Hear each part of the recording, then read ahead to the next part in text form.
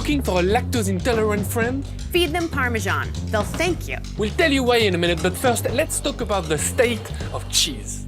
I'm Elena. I'm a cheese professional with Wisconsin roots. Cheese is my life. And I'm Alex, chef from Paris searching for the most amazing ingredients in the world. We're cheese lovers, and we want to help you discover your next favorite cheese. Ciao Bella, welcome to the world of big flavor. Italian cheese styles go back centuries and they have some serious history. For example, the Roman Empire. Romano actually translates to ration. It's exactly what they'd give to Roman soldiers. Not a bad payday if they can throw in a Chianti. Not bad at all, considering some of these big flavored cheeses come in big wheels. We're talking 60 to 100 pounds. There are Italian banks that'll still take cheese wheels as collateral for a loan. This category of course includes all the hits, Parmesan, Romano, Asiago, Fontina and Provolone. So where do we start? Let's start with something that plays equally well on a cheese board or grated over pasta. Oh, bellissimo. Oh, you gotta smell this.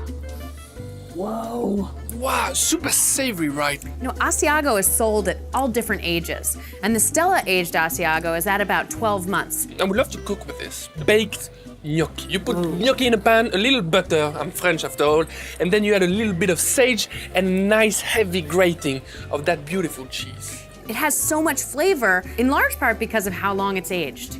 When you're aging cheese out like that, the flavors are developing. The fermentation process is happening. You're getting more and more flavor the older cheese gets. So at 12 months, you've got a lot going on. It's really, intense. La Bottega's Crescenza Stracchino, super delicious. This is made by hand in small batches.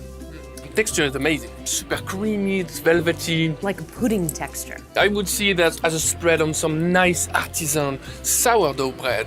You could go savory, I guess, with thyme, for example, but you can also go like sweet. Some jam. Sounds really good. Apricot jam. Haha, I also like it on a cracker. Good vehicle for the cheese.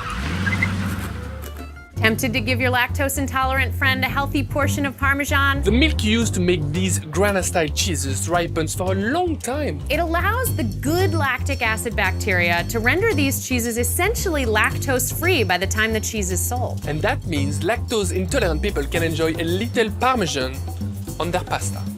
looking for your next favorite cheese? You'll find it in Wisconsin. If you're craving more cheese knowledge, watch the rest of the State of Cheese video series.